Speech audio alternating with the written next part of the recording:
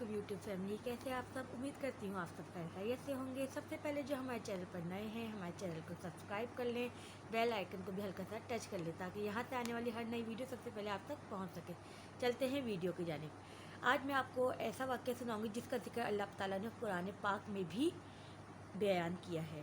اصحاب الکہف۔ اصحاب الکہف کون تھے، کتنے تھے، ان کا کیا واقعہ تھا، یہ آج آپ کو اس ویڈیو میں پورا میں آپ کو بتاؤں گی۔ تو ویڈیو کو لاسٹ تک دیکھنا ہے، ویڈیو کو اسکپ نہیں کرنا ہے۔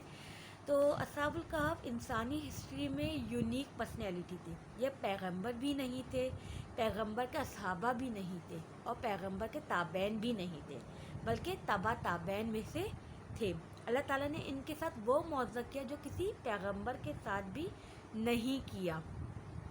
اللہ تعالیٰ نے اصحاب الکہف کو 300 سال تک سلا دیا اپنے حکم سے۔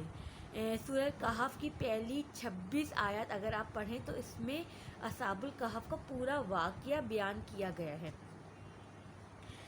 کرسچن ٹریڈیشن میں بھی ان کو 7 سلیپرز کے نام سے مشہور تھے، یعنی 7 اللہ کے سونے والے بندے اور 8واں ان کا کتا۔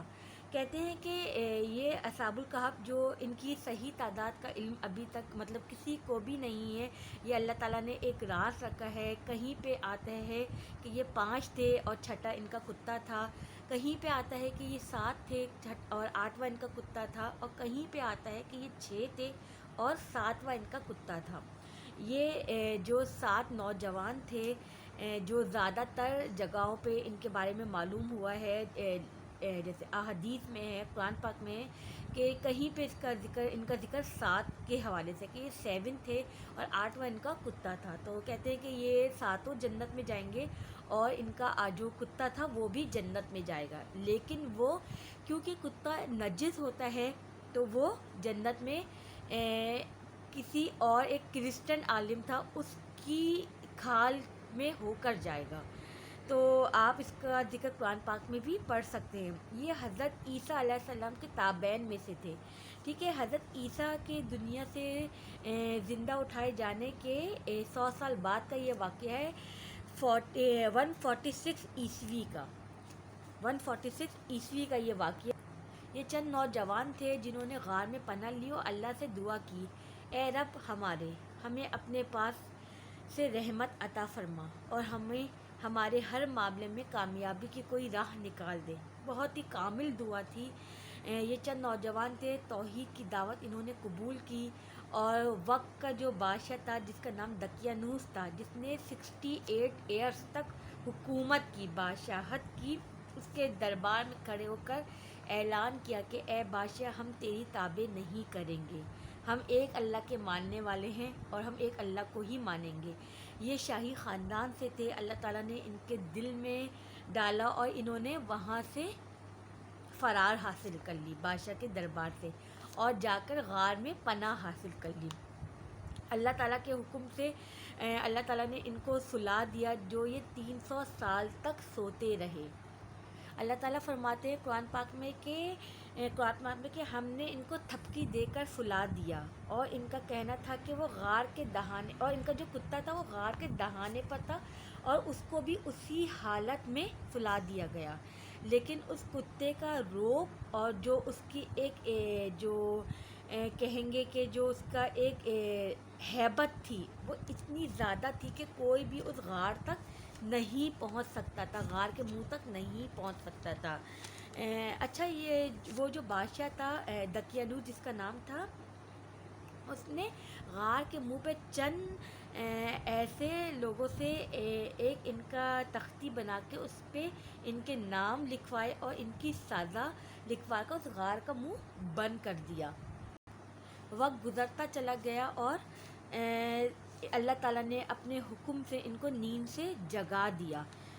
جب وہ اٹھے تو آپس میں کلام کرنے لگے کہ ہم کتنا دن سوئے، کتنا وقت سوئے، کیونکہ ان کو علم نہیں تھا کہ وہ 300 سال تک سوتے رہے ہیں۔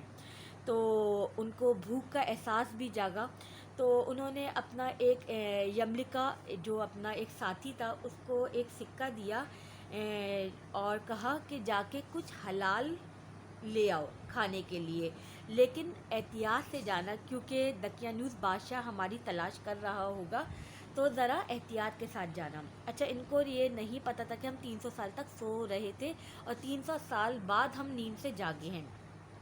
جب وہ ایک نان بائی کی دکان پر جا کے اس نوجوان نے وہ سکہ دیا تو دکاندار بہت حیران ہو گیا کہ یہ سکے کا چلن تو اب نہیں ہے، کہیں ان کے ہاتھ کوئی خزانہ تو نہیں لگ گیا، اور یوں شور مچا اور ان کو گرفتار کر لیا گیا، اس نوجوان یملکا کو ان کو گرفتار کر لیا اور بادشاہ وقت کے پاس لے جایا گیا۔ تو انہوں نے اپنی ساری حقیقت بتا دی کہ ہم دقیانوس بادشاہ سے چھپ کر غار میں ہم نے پناہ حاصل کر لی تھی، کیونکہ ہم توحید کے ماننے والے ہیں، ہم بت پرست نہیں تھے، ہم بت پرستی نہیں کر سکتے تھے۔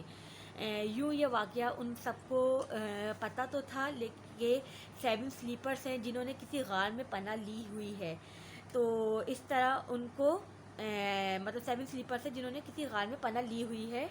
اللہ تعالیٰ فرماتے ہیں کہ اس واقعے کے بعد ہم نے ان لوگوں کا ایمان اور بھی مضبوط کر دیا کہ مرنے کے بعد اللہ تعالیٰ زندہ کر سکتا ہے، کیونکہ دقیانوس جو بادشاہ تھا اس کی جو رعایا تھی وہ یہ کہتی تھی کہ مرنے کے بعد انسان زندہ نہیں ہو سکتا، تو اللہ تعالیٰ نے یہ وہ معجزہ دکھایا کہ جس کو 300 سال تک ان لوگوں کو سلا کے رکھا اور 300 سال بعد ان کو جگایا، تو یہ بہت بڑا معجزہ تھا۔ اس کے بعد وہ نوجوان واپس اسی غار میں جا کے پناہ حاصل کر لی، اور اللہ تعالیٰ کے حکم سے ان کی روح سے نفس کو جدا کر دیا اور وہیں پہ ان کی وفات ہو گئی۔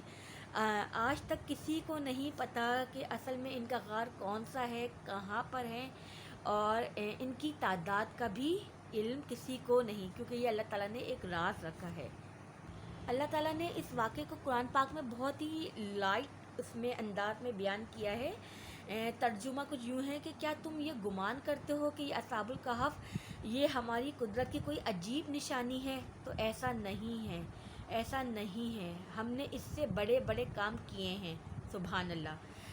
تو یہ اصحاب الکہف کا پورا واقعہ تھا کہ کس طرح اللہ تعالیٰ کے حکم سے ان کو نیند سلا دیا گیا، 300 سال تک وہ سوتے رہے اور 300 سال بعد وہ اٹھ گئے اللہ تعالیٰ کے حکم سے۔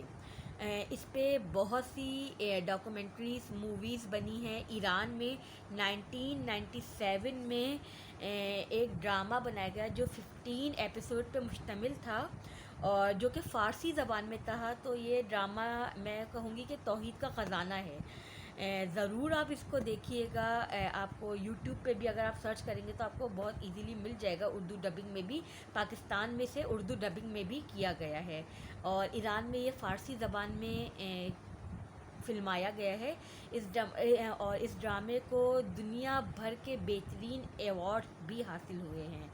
تو یہ اصحاب الکہف کا واقعہ تھا جو کہ سورہ کہف میں آپ پڑھ سکتے ہیں، شروع کی 26 آیات میں ان کا پورا واقعہ بیان کیا گیا ہے۔ تو امید کرتی ہوں کہ آپ کو میری یہ ویڈیو پسند آئی ہوگی۔ اگر میری ویڈیو پسند آئی ہے تو اس ویڈیو کو لائک کریں، فرینڈ اینڈ فیملی میں شیئر کریں، اپنا خیال رکھیں اور مجھے بھی دعاؤں میں یاد رکھیں۔ السلام علیکم۔